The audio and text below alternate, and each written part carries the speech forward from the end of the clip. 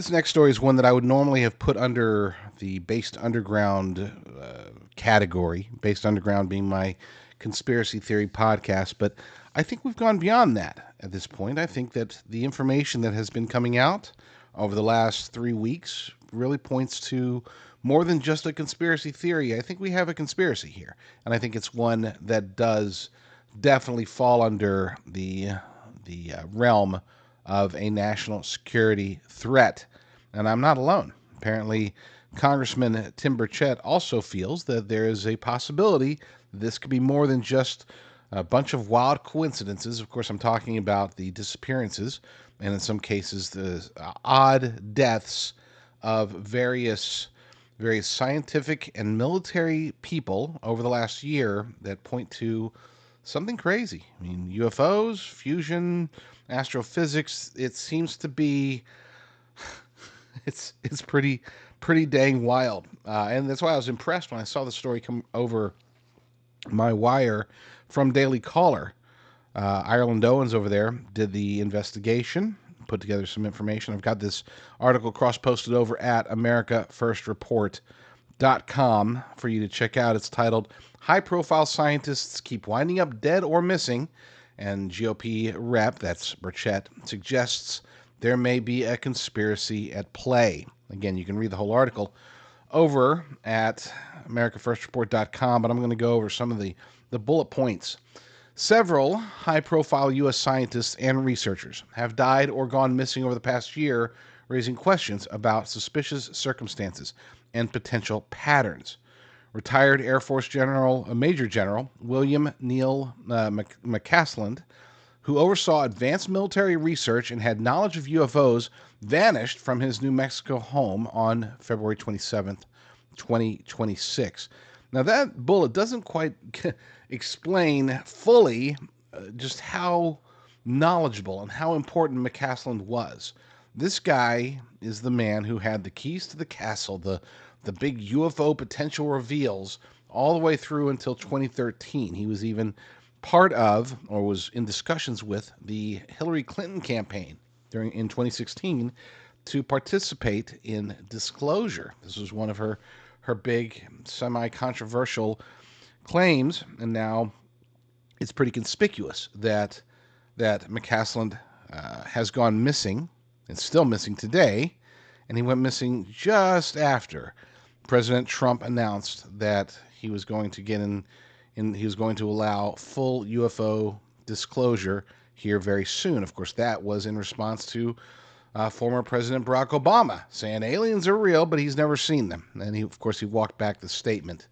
But yeah, it's all sorts of crazy. Now, anybody who listens to my podcast over at Blessed Report, you'll know that I do not believe that UFOs are manned by aliens or creatures from other dimensions. Well, I do think they are creatures from other dimensions, just not what we think they are. I think that it is demonic in nature. And I actually did a show about that yesterday. You can check it out. Just go to Apple Podcasts, do a search for Blessed Report. You can find it over at discern.tv if you want to go direct.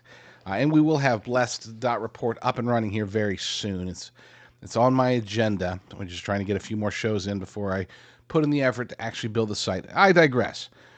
Point is that, this guy was very important in the whole UFO realm. And the guys over at News Nation actually did. Let me pull that up. As a matter of fact, let's just play that because they did an excellent job of depicting just how important this guy really is. And then after that, we'll get into the other people that seem to be a whole lot of people that are going missing or wind up dead, all within the same field. A 68-year-old retired Air Force officer has been missing since February 27th in Albuquerque, New Mexico. A silver alert has been issued. Now, that's typically reserved for older missing people, sometimes who have health-related issues. Now, to be clear, this isn't just any missing senior citizen. No. This is Major General William Neal McCaslin, a former commander of the Air Force Research Laboratory, the organization responsible for advanced military technology and science. He also worked on space systems and special programs at the Pentagon, projects that were so classified that many inside the government never even got to see them. And here's where the story really gets strange. The base that he once led, Wright-Patterson Air Force Base, is historically linked to Project Blue Book. This is the reported U.S. military's official investigation into UFO sightings. McCaslin once oversaw a $2 billion budget and some of America's biggest secrets. So when somebody like that disappears, you know people start asking questions, particularly since McCaslin had disappeared right after the president announced that he was directing the release of UFO and extraterrestrial materials. So you can see why there are those online who are fully into theory mode right now, right? The FBI, multiple other agencies are now involved in this search. I want to bring in somebody who has been following this story closer than anyone, believes that McCaslin's disappearance has very important implications. Ross Coulthard is an investigative journalist who hosts News Nation's very popular Reality Check podcast, covers the stories that the mainstream media is too afraid to touch. Thank you so much for coming on the show. You called this a grave national security crisis. Why? Good evening, Jesse. Well, Major General McCaslin, as you rightly noted, was an extremely senior commander at the Air Force Research Laboratories, which does a lot of the materials, aerospace, weapons research for the US Air Force and indeed the entire US Defense Department. He was in that role until 2013, and I'm told he was very, very highly cleared, very highly respected. And of course, as you rightly noted, Air Force Research Laboratories, Wright-Pat, is the location where the rumoured UAP materials from the 1947 Roswell incident were taken. It's long been rumoured to be a repository for top secret materials that were recovered from alleged non-human craft. And of course, McCaslin has been named previously in leaked emails that associated him with a plan back during the Clinton-Trump election campaign, where John Podesta, Hillary Clinton's campaign manager, was involved in conversations with General McCaslin and another general from the US Air Force about what was clearly an intention to declassify and release UFO secrets to the American public. He has a wealth of information, a storied career. The circumstances surrounding his disappearance are bizarre, to say the least. No clear direction of travel, no identified clothing. That's what makes this so odd. Before we even get into the allegation of, let's say, someone took him, can we just cut right through it? I mean, the idea that he disappears right after the announcement that there's going to be a release of these UFO files, these UAP files, extraterrestrial files. I know a lot of people are trying to make a connection. Is there anything you're seeing besides it just being a very strange coincidence?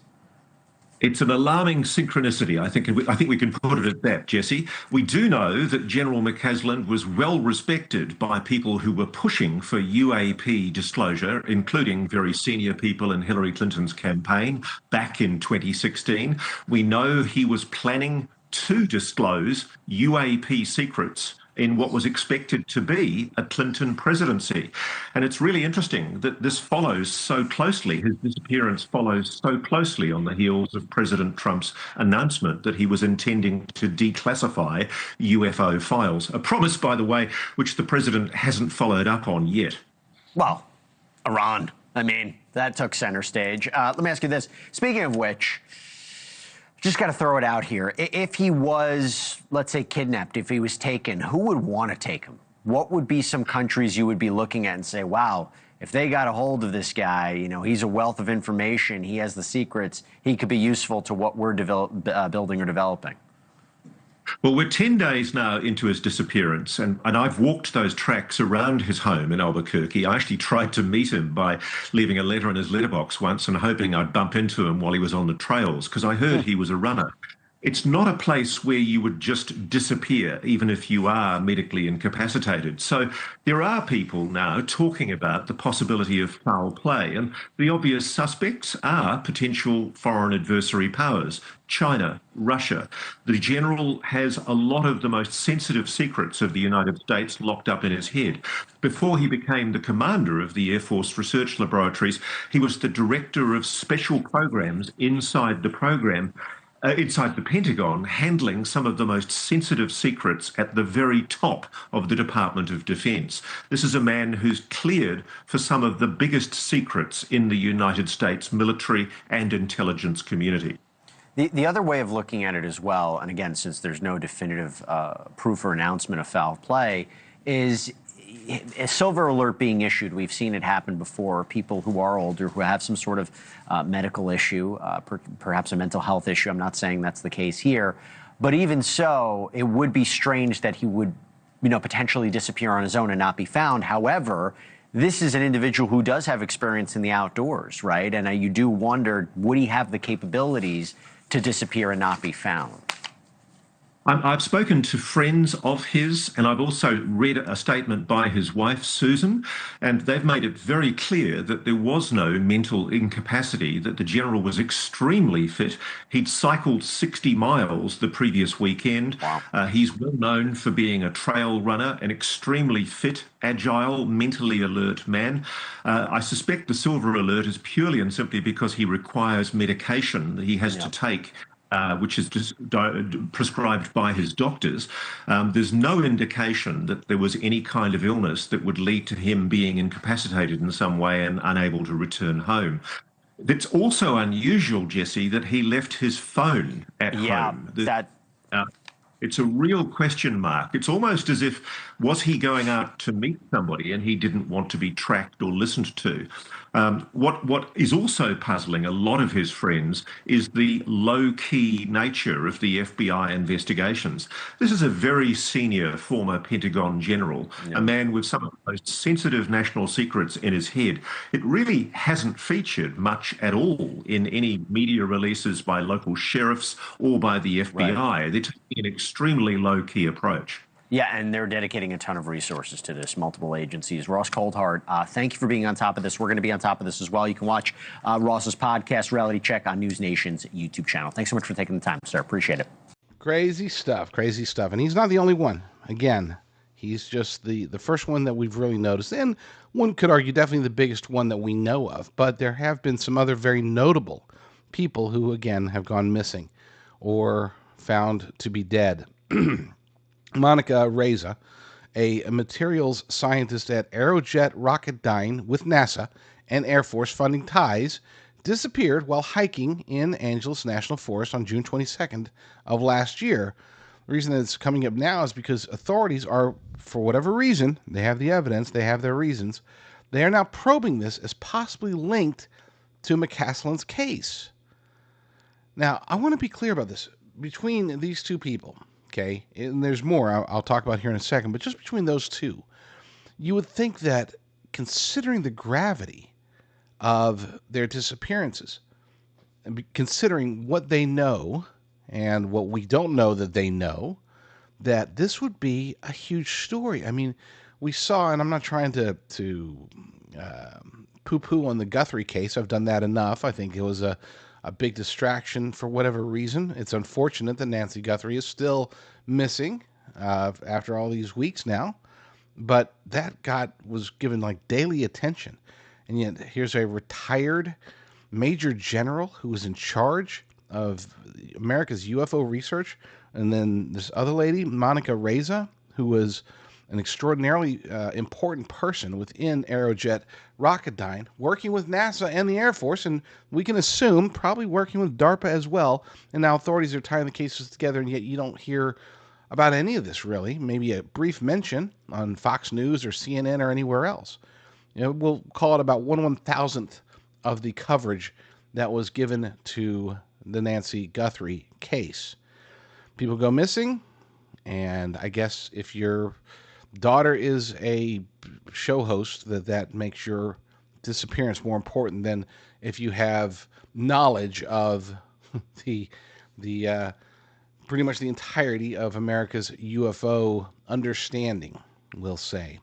Yes, this is very clearly being guided in some form or fashion. Legacy media has been told to stand down. If they try to get in at all, they get shot down. You got the people over at News Nation talking about it. You've got a handful of podcasters out there talking about it, but for the most part, radio silence. And that alone should tell us that, hey, maybe Tim Burchett is right. Other cases include MIT nuclear fusion physicist Nuno Loureiro, who was shot dead on December 16th. Now, if that name rings a bell, it's because who was he shot dead by? Claudio Manuel Neves Valente. Who was he? He was the man who was suspected of committing the Brown mass shootings. It's kind of weird. Remember, he went up and shot the scientist first. Who was this guy? He was a lauded theoretical physicist and fusion scientist who had been part of MIT's faculty since 2016, and his research focused on addressing complex problems lurking at the center of fusion vacuum chambers. Now, when we're talking about the ability to move the way that UFOs move, fusion vacuum chambers is right there at the center of it. And this guy was allegedly a tremendous expert. We're talking about the type of stuff that's part of the edge of the universe, okay? This isn't just your standard, interesting stuff there. No, this was groundbreaking stuff. And all of these people that are going missing are not just your random scientists. These are all people that are either dead or missing that played potentially huge roles in, the potential for disclosure, which again is supposedly, President Trump has promised, will be coming to us very soon. Anna Paulina Luna has also said some things, including that she's very certain that between President Trump and Pete Hegseth both saying that disclosure is coming, that it really is coming. And then, of course, there's a movie about it by Steven Spielberg. So surely it must be coming soon. Let's see. Caltech, where was I? Sorry about that. Caltech astrophysicist Carl Gilmar killed at his home on February 16th. Novartis scientist Jason Thomas, whose body was found in a Massachusetts lake on March 17th after vanishing in December. Now, that doesn't normally happen, right? If people are murdered or they commit suicide or they die randomly, usually you find the body pretty quickly. When their body is found in a lake months later, that tells us there's at least a pretty darn good chance this person was either missing on his own or kidnapped, and then either something happened and he was murdered or whatever, and dropped into a lake, or maybe murdered at the lake. Who knows? Point is, all these things are happening, and Tim Burchett has publicly suggested that these incidents may point to a broader conspiracy, noting the numbers appear unusually high in specific research fields and urging scrutiny without trusting government explanations. That's one of the reasons I like this guy so much, because he really does hate the people that he works with. He does. I mean, he might be nice, he's kind, he's a gentleman, but he's also a gentleman who I believe, if there's anybody in Congress who's real, it's him. You might disagree with some of his stances, you might disagree with his style, you might not like the way he talks, okay? But I feel that either he's a great con man or he really is genuine, and he does, again, hate the people he works with. He hates government. Why is he in government? He's in government to try to change government. That's why I like him. And I hope, man, I've been disappointed so many times. I hope I'm not proven wrong. He might be the ultimate version of disinformation being used to con people like me, but I don't think that's the case. I hope it's not. Burchett highlighted connections to secretive areas like UFO research and advanced technology, stating that disappearances occur under suspicious circumstances and that we'd better be paying attention. Investigative journalist Ross Cohart, you just saw him, so I don't need to go into detail about him.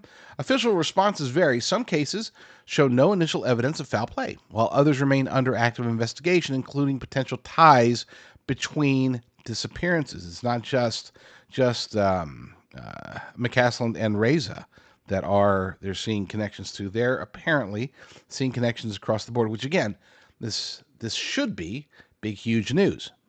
And the fact that it isn't tells us that it's big, huge news. Let's see. The clustering of these events among experts in aerospace, fusion, astrophysics, and military-linked fields has fueled speculation about national security risks and possible suppression of knowledge. Burchett's comments reflect growing unease that these are not isolated tragedies, but warrant serious congressional and public attention. Now, let me throw out a quick, I don't want to call it a disclaimer, just a quick warning that we're going to be given a ton of information going forward. I don't want to even say in the coming days, weeks, months, years, however long. Just basically assume that as of today, as of right now, they're going to be bombarding us with information. There's going to be story after story after story. There's going to be disclosures, contradictions. There's going to be people fighting.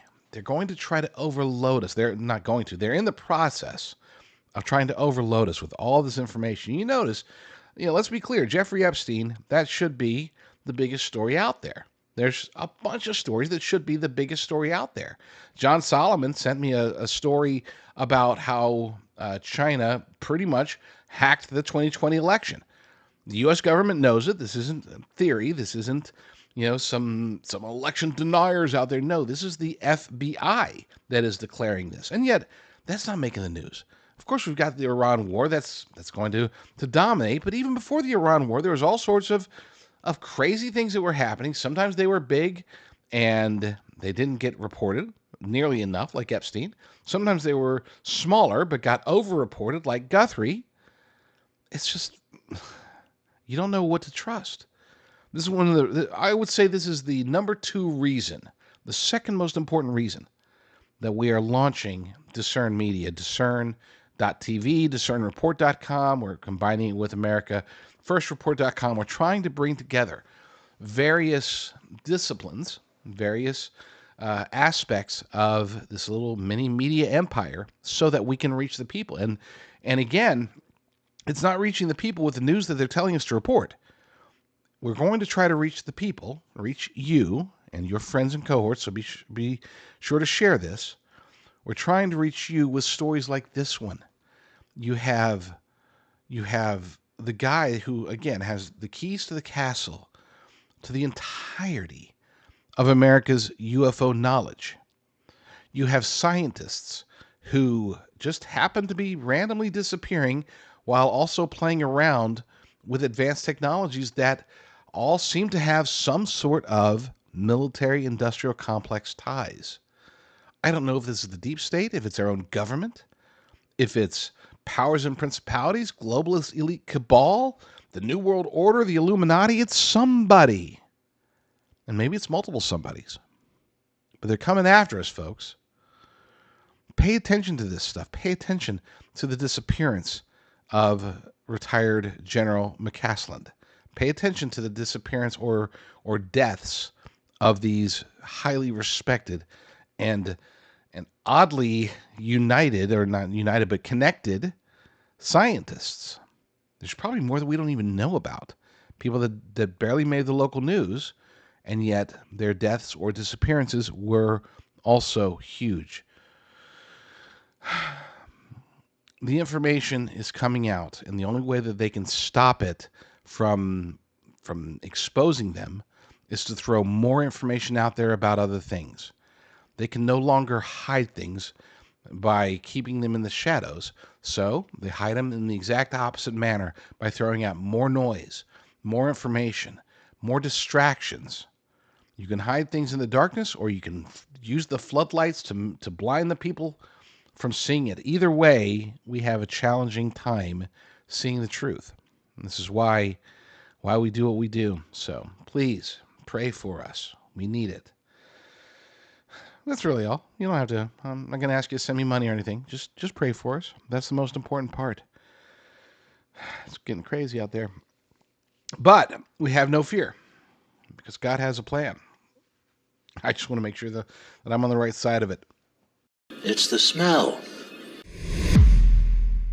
It seems like just about every conservative podcaster, show host, whatever, in today's podcastosphere has a gold sponsor of some sort. And the unfortunate reality is the vast majority of these gold sponsors will push what's called numismatic coins. The reason they do this, they push these quote-unquote collectible coins, is because they can charge extremely high margins on them. We're talking 10%, 20%, 30%, 40%, 50%, or higher. As hard as it is to believe, that's why they're so focused on these collectibles, because they can build a false value into the price and get people to buy them, to roll over their IRA or whatever. I work with a company that specializes in just straight up bullion. Bullions, rounds, the stuff that you take it, you weigh it, you see what the price of gold or silver is, and that's how much it's worth. It's not about, oh my gosh, look at this picture of this whatever, whoever, somebody, something on the front. Oh, this is so great. This is amazing. It's going to be worth so much more than just your average silver round, which is what my guy likes to promote. Check him out. His name is Ira. He's a stud, and you can learn more from him by going to advisorbullion.com. That's advisor, Bullion, advisorbullion.com, or easy to remember, jdrucker.com/gold. That's probably the easiest way to do it. jdrucker.com/gold. Ira will walk you through. If you want to just pay cash, you just want to wire a few $1,000s and get it shipped discreetly to your door, and so you can put it in your safe, awesome. If you want to have a rollover or whatever for your retirement account, awesome. Ira can help you with all of that stuff. So check him out. Go to jdrucker.com/gold and get the real stuff. Way back in 2021, 22, even into 23, there were a whole bunch of mysterious incidences at various food processing plants across the nation, across North America, and really, you can see it across the world. Now, at the time, I had to do a debunking of a debunking. I was called out of whoever, Snopes or PolitiFact or whatever, for saying that there had been an increase. And they said, no, these are actually, these industrial disasters happen all the time, except when I checked through Google News, I found that it was not even close. There were more incidences of various food processing / farms / dead cows. These mysterious incidences were over tenfold higher than they were previous. And I had checked through Google News through a decade's worth, and there was more in 2022 than there were for the previous decade combined. And so got to debunk the debunkers. That was fun. But it died down. I mean, we saw a decrease shortly thereafter, which is funny because it further reiterated the point that I was trying to make, which was that it was intentional. I bring this up as it pertains to today because I'm feeling the same vibes when I hear about this Australian ammonia plant, this massive ammonia plant going down and going down for 2 months. Why is it going down for 2 months? Well, because they had a power outage. And apparently, this power outage, this power glitch, they weren't even calling it a full-blown outage. They call it a power glitch that sent everything into disarray to the point that they have to shut the entire facility down and stop making ever-important ammonia for fertilizer and for other uses for 2 full months. This, of course, comes as we are already in the middle of a massive fertilizer crisis with the Strait of Hormuz essentially shut down.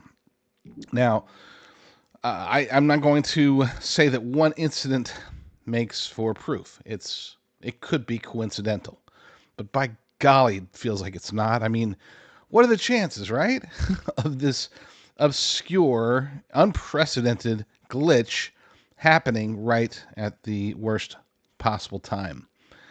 We have an article over at basedunderground.com that goes into everything about not just the glitch in Australia, but also about the fertilizer challenge we're already having with the Strait of Hormuz itself. And there's something that I need everybody to understand before I get into the article itself. It's that food prices, food shortages, there's always a delay surrounding events. In other words, a drought, for example, might not affect food availability or pricing immediately, but it could happen in weeks or most likely months and sometimes even years before we really feel the effects. Even though we can look around, we can go to the grocery store and we can see that certain food prices are going up, this is nothing compared to what will happen in approximately, they say, the experts say, 6 to 9 months when it's really going to hit. Now, we're going to get hit here in the United States. Worldwide, they're going to get hit a lot harder than we are. So we are blessed as a nation with independence in many forms and fashions, including food. And one other area where we're feeling the heat on with gas prices, but nothing compared to what's happening in Europe and Asia, where the gas prices are going up far higher, far faster, because again, they, at least in Europe, they went all green, and now all of a sudden they're begging for petrol, as they call it. Whereas in Asia, they just never had it. I mean, they've always just had to rely mostly on the Middle East, as well as us, Venezuela, places like that, to supply them their fuel. So this is a worldwide crisis, a worldwide disaster, a series of them that are in the process of happening. Now, don't take that the wrong way and say, oh, he must be, going against Trump and blaming Trump for the Iran war. No, I still blame Iran for the Iran war. I know that there are many of you out there who are vehemently opposed to the war. I did not want the war to happen to begin with, but since we're in it, I am of the mind of, we're here, fine, let's get it done. When you're going through hell, keep going, right? Well, that's where I'm at on this. Okay, I didn't want the war to start, but now that we're here, let's see it all the way through. There's no need for me to bellyache about regime change or anything like that. We're in process. It's already happening, and therefore it does not behoove me to, or anybody, to try to steer the bus back in the other direction. The genie is out of the bottle. And as far as justification goes, people will say, oh, Iran wasn't a threat. Iran is a threat, still currently. Iran has been a threat, and Iran was growing as a threat. We are talking about a nation that has, for 47 years, declared that they would like to destroy America. They have chanted death to America, and this isn't just some radicals on the streets. We're talking about leaders in their military, leaders in their government, and leaders of their theocracy itself, their religious leaders, all of whom have called for death to America. And here's a nation chanting death to America that is trying to get nuclear weapons. So yes, I do consider them a threat. And we learned over the weekend, as they were able to send ICBMs, not just regular ballistic missiles, technically intercontinental ballistic missiles that were able to travel 2,000 miles, that could strike the heart of Europe. Yeah, these guys are serious. And just as President Trump said, their reach is far greater than the world was willing to acknowledge. We even had leftist legacy media saying they were surprised and shocked, and their experts, they were having experts on that said, oh, we had no idea that they had the capability of striking so far away. And for those who aren't familiar with how ballistic missiles work, range is just a matter of fuel, right? So the getting over the hump of being able to go, launching a missile 500 miles is hard. Launching it 1,000 miles is much harder. Launching it 2,000 miles is much, much, much harder. Once we start getting into much further than that, now all of a sudden, it's not that hard. I know it sounds weird, but that, it's sort of the concept of the hardest million to make is your first million. Well, the hardest range to reach is 2,000. Okay? Once you can hit 2,000 miles away, you're not far off from being able to reach 5,000 miles away. Because again, it's just a matter of being able to have the fuel to get it up into the stratosphere, and then from there you can strike almost anywhere in the world with far less fuel than it takes to. It's getting up high enough. That's the hard part, right? Well, apparently Iran is either close or possibly there. In other words, they were very close to being able to hit the United States of America's mainland. So I'm not trying to justify the war. I'm not going to get into that. The point is that we're there, we're doing it. We need to get it over and done with. That includes reopening the Strait of Hormuz. Now, early Monday morning, President Trump declared that he's in talks with Iran, that they were looking promising, that he was putting a 5-day delay, postponement of his promised attack on Iran's infrastructure. He had demanded that they reopen the Strait of Hormuz fully and immediately, or he was going to start taking out their power plants. And he put a 5-day delay on that. Now, Iran, for their part, they're denying it. At least some, the vocal members in Tehran are saying that there are no talks, and they're still going to keep hitting ships. So we'll see how this plays out. I don't know what the play here is on either side, but at least for now, it seems as if we have a reprieve from a full-blown decimation of Iran's ability to do pretty much anything at all, at least for their civilians. And I do not, as much as I want this war to end, I do not see taking out their infrastructure as a positive move, even a wartime move, because it's not the government, it's not the military that's going to be most affected by that. It would be the people. And that is very unfortunate, because it's the people that want President Trump to succeed, that want the regime to be changed and to go to a secular democracy, which is what we should want as well. But again, not here to talk about the politics. Let's talk about the food. Strait of Hormuz does need to reopen as soon as possible. We need it. It's the threats. Everybody's talking about the fuel, but the threats to the food are multifaceted. It's not just the fertilizer, the urea, the ammonia, all the various components that help our farmers to grow food. It's also aspects such as diesel. With diesel over $5 a gallon, that's a major challenge for us. It's a major challenge for our food suppliers, our farmers, our ranchers. It's on top of the greatly escalating prices on fertilizer. So this is a domino effect, and we don't necessarily feel it today. It could be shutting down some fields, farmers deciding, you know what, we've done the math. Math doesn't math, so we gotta pull back on some of the crops. And by pulling back on some of the crops, that can raise prices, and you see how that particular domino falls. Throw in to the mix what's happening in Australia, throw into the mix what's happening worldwide, with countries starting to bid higher for food, knowing that their food security is at risk, and all of a sudden, even worldwide events are going to be affecting the United States, despite our independence.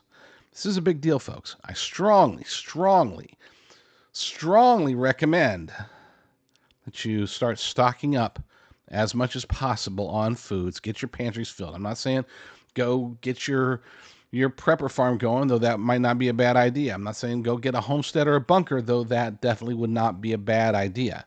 All I'm saying is that at this point, it would behoove you to make sure that your cupboards are stocked with cans, with tons of rice, tons of beans, canned meats, canned everything, and if you do want to get into more aggressive preparedness, get into longer term stuff, get into canning, get into dehydrating, and definitely get into freeze drying. These are things that we all should have been doing for a long time. We have grown very complacent here in the United States of America because of our blessings. It's sort of made us a little bit weak when it comes to handling massive adversity on the survival scale. We don't generally, if you're listening to the podcast, chances are you haven't gone a week without food at any point recently, we'll say. Maybe you have, I don't want to assume, and I'm not saying that none of you have, but most of you are eating every day. Well, what if you can't?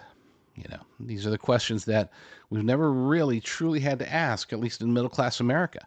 And now we're there. Now it is possible that food prices could skyrocket in the next, they say, 6 to 9 months. I would argue that it's probably more likely in 1 to 2 years. But still, the effects of everything that's happening, and that's with what's currently happening, if the globalists decide that they really want to go full-blown Henry Kissinger, he who controls the food supply controls the people. If they're wanting to start to control the people more and more and more, this would be the perfect time for quote-unquote accidents and glitches and attacks, even direct terrorist attacks on food supply that can make the brewing crisis, get worse and worse and worse. Not here to fearmonger. I'm telling you, folks, you just need to be aware and start to prepare. Be aware, start to prepare. I'm a poet, and I didn't even know it. So this article over at Based Underground, I'm going to have it read to you in its entirety because it is important to have this information. And then on the other side, I will be back for some additional commentary.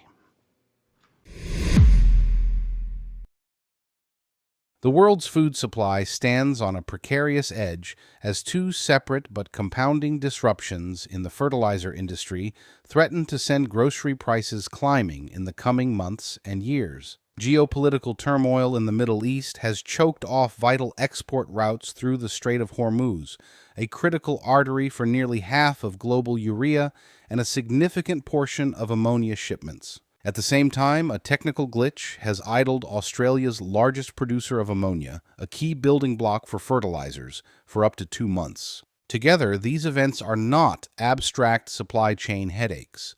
They represent a direct challenge to the harvests that feed billions and the budgets of families already stretched thin. Alexandra Prokopenko, a fellow at the Carnegie Russia Eurasia Center and former advisor to the Bank of Russia, sounded a stark warning on social media. She described a near shutdown of the Strait of Hormuz as triggering a supply shock that will manifest in food prices within 6 to 9 months. Her analysis breaks the impact into waves: immediate fertilizer price spikes and contract disruptions, followed by reduced planting and lower yields in the third and fourth quarters of 2026, particularly devastating for regions in Africa and South Asia that cannot easily pre-purchase supplies. By 2027, retail food inflation could hit import-dependent economies hard. Reports confirm urea prices have already jumped 25 to 30% since late February, with Gulf producers declaring force majeure on contracts to South America and Asia. Roughly 1 million metric tons of fertilizer sit stranded in the Gulf, legally severing buyer agreements rather than merely delaying them. Compounding the Middle East issues is the unexpected 2-month shutdown at Yara's Pilbara plant in Australia. This facility, operated by the Norwegian company Yara, produces 850,000 tons of ammonia annually and accounts for about 5% of globally traded ammonia. The power outage damaged equipment at a moment when global supplies were already tightening. Much of this ammonia goes into urea fertilizer production, essential for crop nutrition, and technical ammonium nitrate used in mining operations, including iron ore blasting in Western Australia. Australian farmers now face local shortages precisely when seeding demands peak. The country's heavy reliance on urea imports from Gulf nations, disrupted by the same Hormuz issues, makes the timing particularly unfortunate. In the United States, the American Farm Bureau has raised alarms about the effects on domestic agriculture. With spring planting underway, farmers are confronting higher costs for nitrogen fertilizers at a time when many were hoping for a break-even year. Dr. John Newton of the Farm Bureau warned that the disruptions carry severe implications for productivity, which will translate into dramatic effects on food prices. Approximately half of global food production depends on synthetic fertilizers, meaning yield drops could ripple through supermarkets and dinner tables worldwide. Farm leaders describe an environment of exhaustion after years of challenges ranging from inflation to previous global events. Acreage reductions are already under discussion as input costs climb and profitability calculations no longer add up for some operations. Diesel prices pushing above $5 per gallon only add to the burden. The International Energy Agency has noted that full recovery of energy flows in the Gulf region could take 6 months or longer, describing it as potentially the biggest energy shock on record. This backdrop amplifies the fertilizer story, as energy costs directly influence production and transport of agricultural inputs. Notably, the disruptions create opportunities for alternative suppliers. Russia, a major exporter of ammonia, nitrogen fertilizers, and potash alongside Belarus, has seen increased interest from importers in the global south. Nigerian and Ghanaian buyers are reportedly placing pre-orders with Russian sources for later quarters. Policy responses are already in motion. American farm organizations have urged protective measures, including naval escorts for shipping, suspension of certain import duties, and regulatory waivers.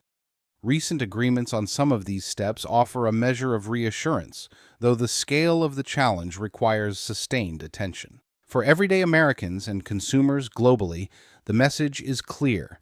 Vulnerabilities in distant supply chains eventually reach the kitchen table. Whether through higher prices for staples or reduced availability in certain regions, the effects of these fertilizer constraints will test resilience. This situation calls for clear-eyed assessment rather than panic. Building personal and community food security through gardening, local sourcing, and prudent planning has never been more prudent.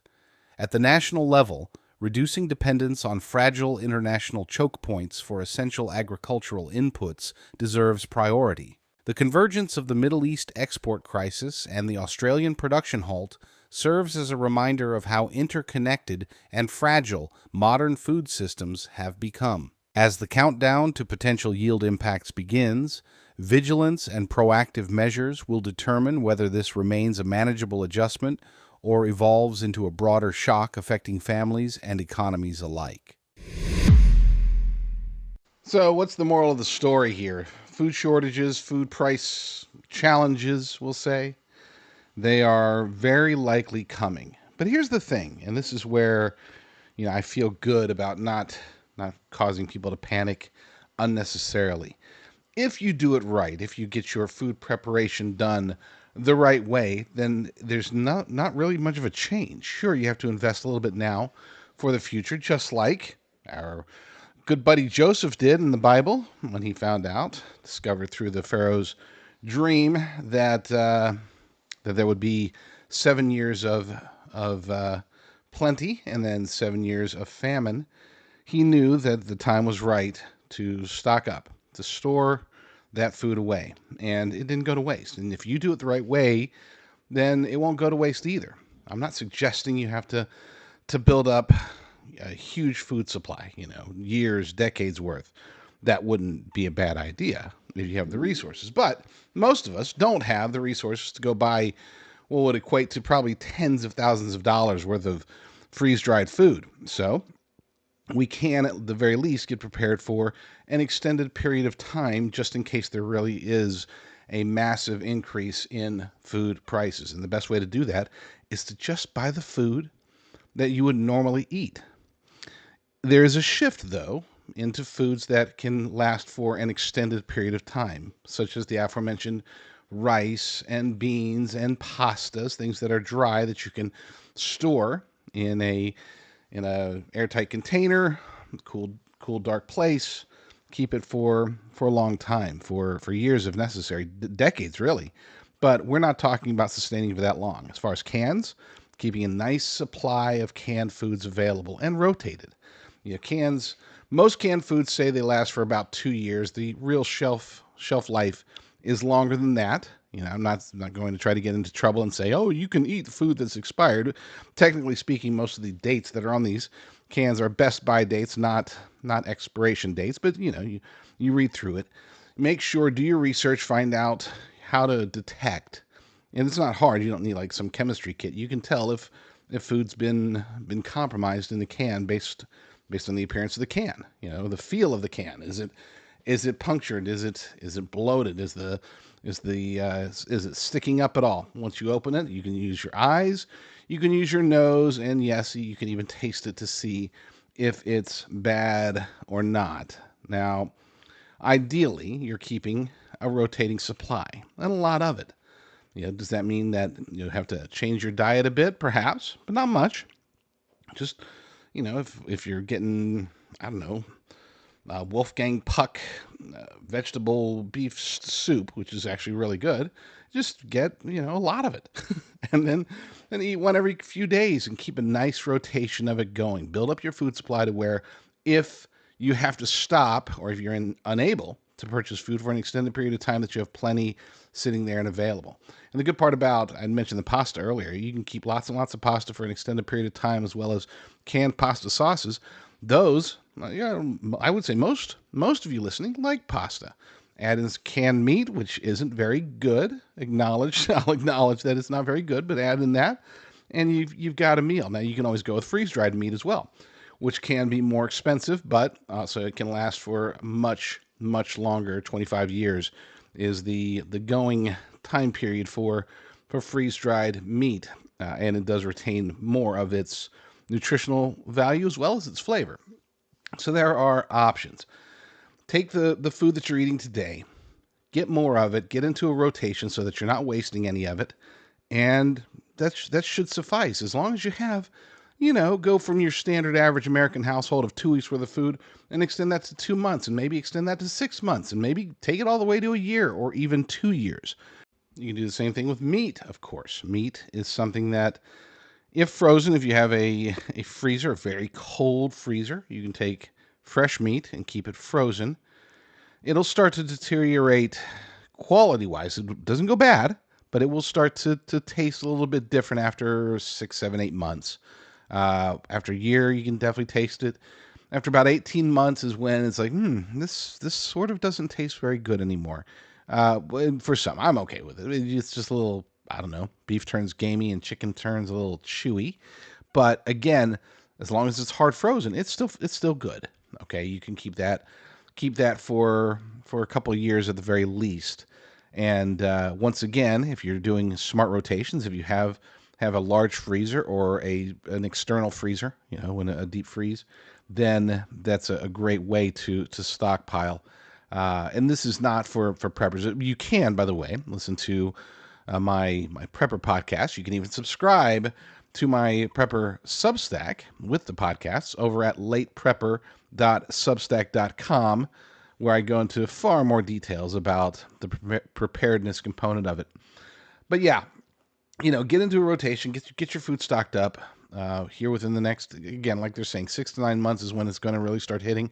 That makes a lot of sense. And unless something drastic happens here soon, this is not a question of if but when.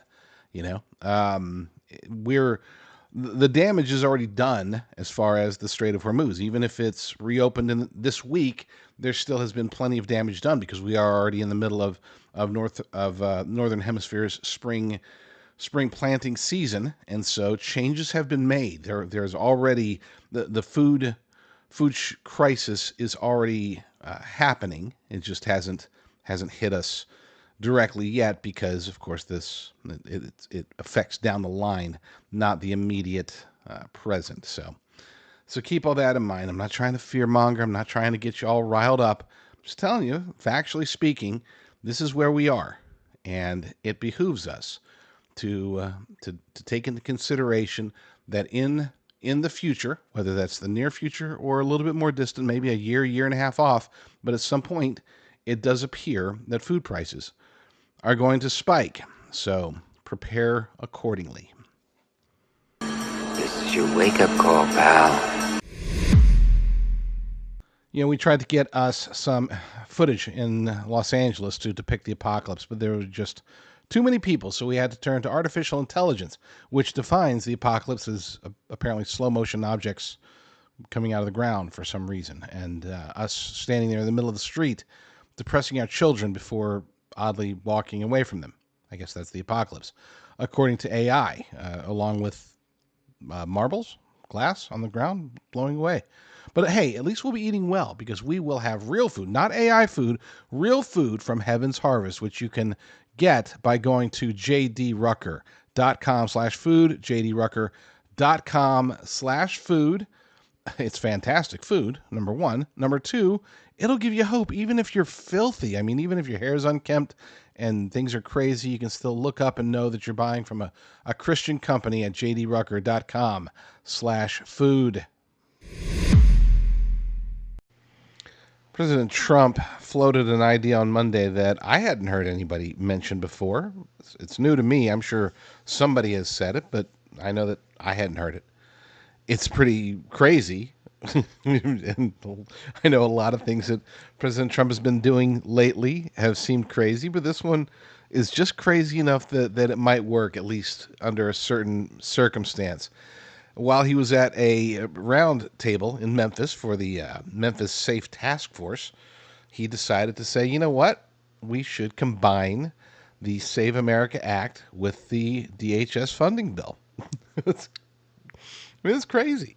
It's absolutely crazy. And I would say that it could actually work. Now, John Thune, Senate Majority Leader, total rhino and part of the GOP establishment, part of the uniparty swamp, he's already shot down the idea from his perspective. But hey, you know what?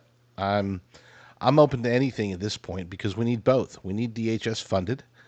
We need the Save America Act. During the roundtable, President Trump said, "We want voter ID. We want proof of citizenship as part of our funding. We want to merge them so that we can get the great, big, beautiful bill in action. I'm suggesting very strongly that the Republicans, in going for the Save America Act, that you weld it into exactly this because voter ID is part of Homeland Security." And I'll keep going with what he said, but let's stop right there. That is 100% correct. He is very accurate when he says that, and I would argue that it is a national security issue. John Solomon has talked about it. It's funny because I mentioned it earlier today. John Solomon has mentioned these new reports showing that China basically hacked the 2020 election. It's funny because everybody was always talking about, oh, Trump hacked the 2016 election. Russia hacked it. Everybody's hacking it. Well, no, China actually did. China actually hacked the election. And that alone should tell us that safeguarding the election is part of the responsibility of the Department of Homeland Security. It is a national security issue. Let's keep going with what the president said. He said, think of it. We're talking about two separate items, but they're really the same.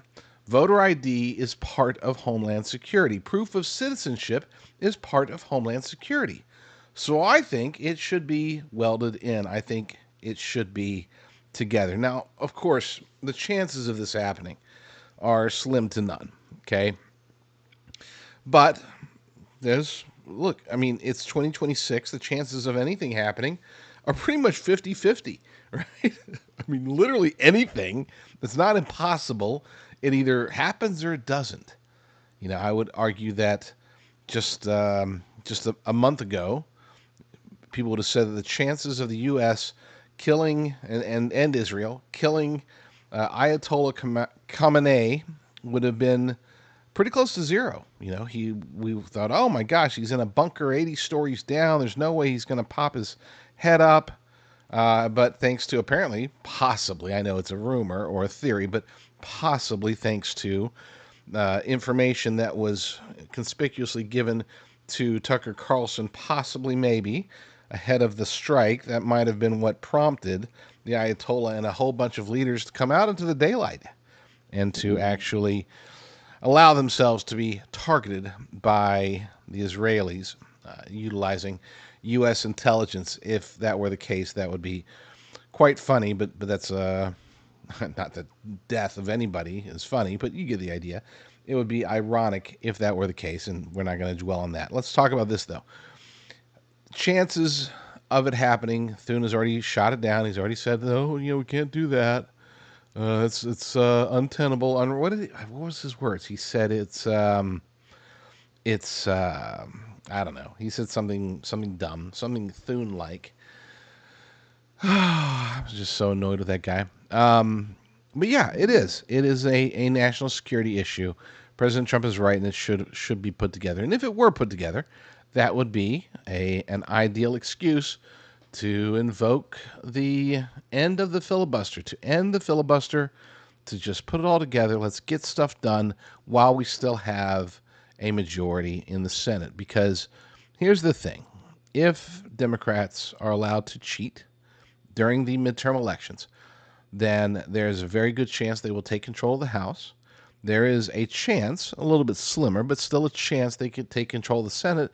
And if they do, if they can take control of both or even just the Senate alone, I can assure you they will eliminate the filibuster altogether. They've already tried. They've already failed, thanks to Kirsten Sinema and Joe Manchin. They failed, but if they could have gotten one of them to flip, they would have already killed the filibuster. So what are we waiting for? What are we waiting for? Well, do we really just want to wait until Democrats have control and just let them do it? Because if we don't safeguard our elections now, then there's zero chance that we will be able to do it in the very near future. You know why? Because once they get control, they will make it to where they have essentially, I won't call it permanent rule, but a very strong, firm hold on control of the Senate. So now's the time. We need it for the TSA. You know, the TSA is out there complaining. I know it's good that President Trump sent ICE agents because we got to get these lines moving, right? And they have been moving. That was the report from Monday.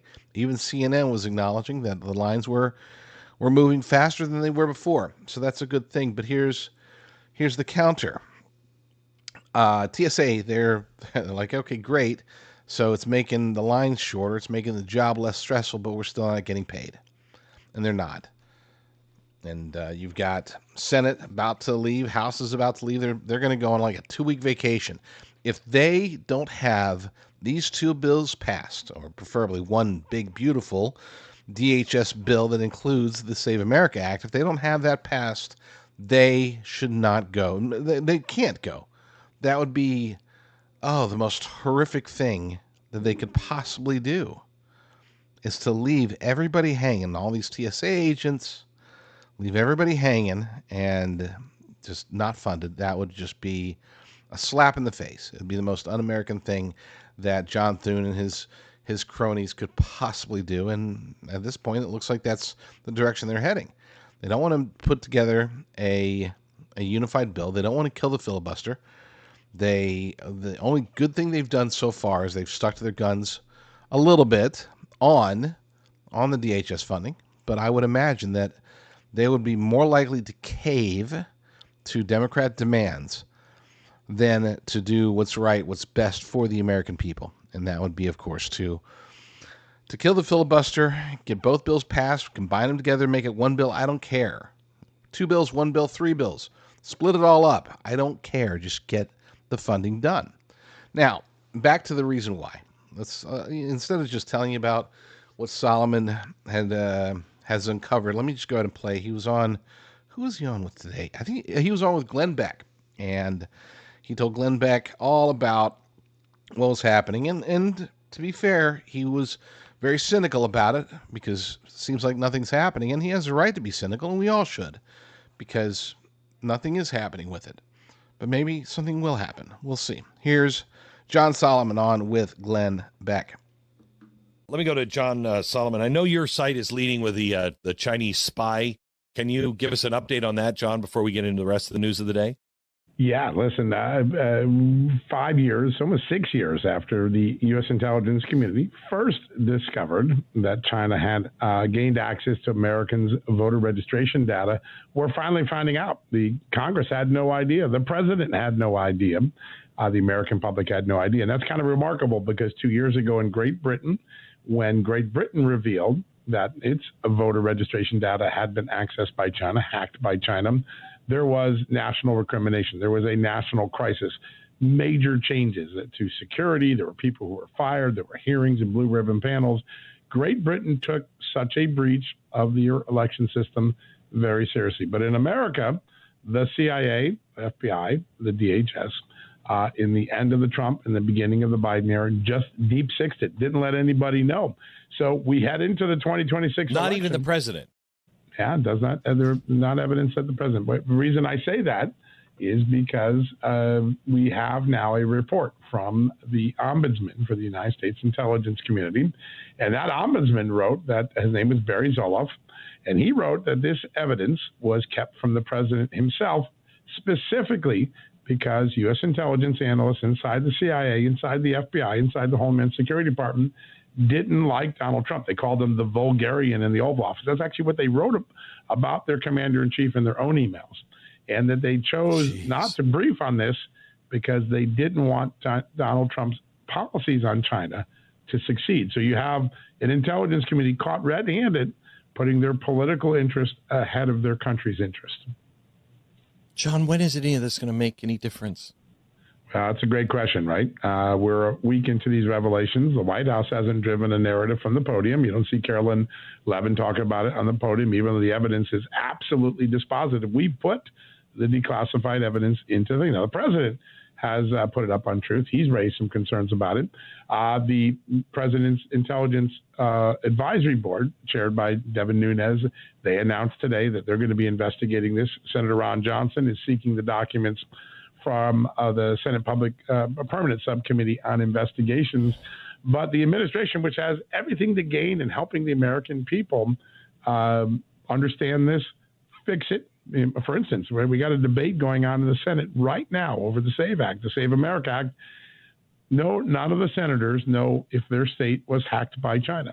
That's something that the Trump administration bureaucracy could do today. They could set up briefings for the senators and give them that information. Why won't they? I don't know. I don't know. Apparently, they can only handle one thing at a time. Democrats can handle 5 things at a time, right? But we seem preoccupied. This with administration has proven that they can handle 100 things at a time. I don't buy into that. Yeah, well, if they choose to. But here's a situation. They knew it was coming. The White House knew this was coming. The CIA knew it was coming. The DNI knew it was coming. They released the documents. But they've yet to contact the senators and tell them what states are there. And so I continue to ask those questions. Who wins? We've got more coming. Who wins if we don't pay attention to this? I'm trying to figure out motive on why you wouldn't say anything. What is the gain? Right? China wins right. if their capabilities are still preserved, because there hasn't been the sort of alert that Great Britain did. And then one could argue the Democratic Party does. And I say that only because of the documents that Kash Patel released last June, that we broke here at Just the News in June of last year, that China sent tens of thousands of fake driver's licenses into Chicago O'Hare Report to be distributed around the country. And the goal of that, according to the FBI's own counterintelligence sources inside China, was for China to register people, to fake people, to vote for Joe Biden, help Joe Biden beat President Trump in the 2020 election. Now, we intercepted those, but it's pretty clear that China either has a preference with the Democratic Party or some sort of alliance with the Democratic Party based on what the FBI wrote. Well, there you go. Proof positive. President Trump is absolutely correct. This is a national security issue. Department of Homeland Security should be much more engaged with safeguarding our elections than they currently are. And it's ironic that as somebody who spends a whole lot of time trying to pay attention, trying to strategize to see what I can do, what I can tell other people to do, what I can recommend as far as strategies for America, strategies to make America great again, to put America first, somewhat Republican strategies, I guess, simply because Republicans tend to lean more towards what I want to see than Democrats do, of course. But yeah, it's ironic that I didn't see this. I didn't think of it. It's a no-brainer once you understand it. Of course, this should be one bill. And it should be done through ending the filibuster, which means they have to get Murkowski on board. They got to get Rand Paul. Of course, he supports the Save America Act. He co-sponsored it, but he does not support ending the filibuster. A lot of people won't. Tom Tillis, just because he's a petulant child, lame duck, doesn't care, hates Trump. John Thune himself, Senate Majority Leader, doesn't want to do anything. I mean, he is. It's funny because my concern when he was pushed forward as the Senate Majority Leader, my concern was that he was going to be a more lucid version of Mitch McConnell. And I would argue that he's far worse than Mitch McConnell, even when Mitch McConnell still had his full capacity. The reason being is that Thune is able to. McConnell wasn't very good at hiding his rhino-ness. Okay, he was a Chinese owned. He was owned by China, owned by Big Pharma. Still is. I mean, it's not that he was. He still is. He's just not him in control anymore. He's got handlers that are taking care of everything for him, right? But he was open about it. Maybe not. He didn't declare it, but he didn't try to hide the fact that Big Pharma and China, and I'm sure others, military-industrial complex, did control how he ran the Senate. Thune is still pretending to be a full-blown Republican and not a rhino. Thune is still pretending to be an America-loving, patriotic, America-first conservative. But he's not. He's not even close. He is the Uniparty Swamp's Republican handler for the Senate. That's it.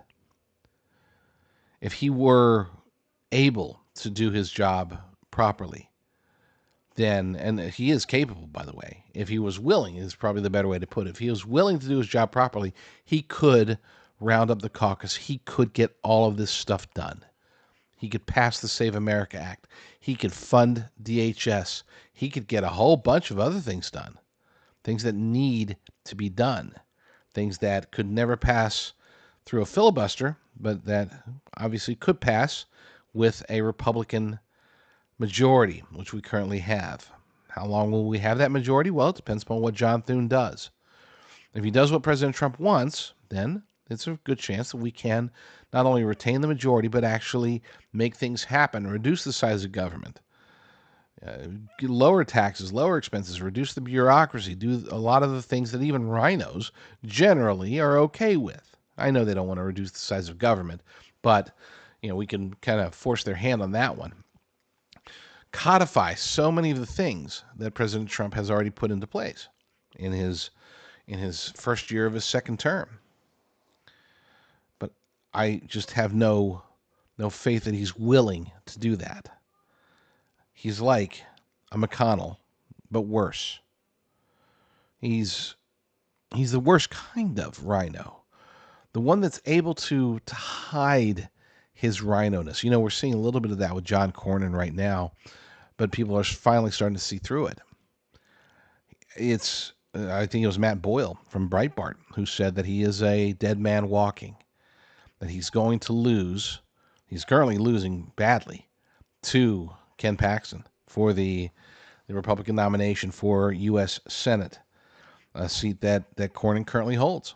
He is very likely to lose the primary. Why? Is it because Ken Paxton is such a perfect candidate? No. And I love Ken Paxton, to be clear. But no, he's got tons of baggage. He really does. But people have seen through Cornyn. Now, will people see through Thune? I think they're starting to. And if Thune is able to make it all the way through to the election without passing the Save America Act, and if he is able to get booted, he should not be the Senate minority leader. He should be ousted from leadership altogether. I wish that could happen today, but they're going to give him a chance. They're going to give him the opportunity to get things done. The only way that he can truly do that is to accept and acknowledge the Democrats, once they get control of the Senate again, they will kill the filibuster. So the only logical path forward is to preemptively kill it. Get the stuff done that you need done so that you don't get stuck in permanent Democrat limbo. That's where we're heading if he doesn't do it. I truly fear that. So he has to get it done. He has to do what so many of us have already known to do. He should know to do it. He hasn't yet, but maybe he'll come around. It is 2026. Crazier things have happened. But when it comes to the Save America Act, when it comes to DHS funding, when it comes to the filibuster, he needs to make the right move. And that right move is to listen to President Donald J. Trump. Stay out of my territory.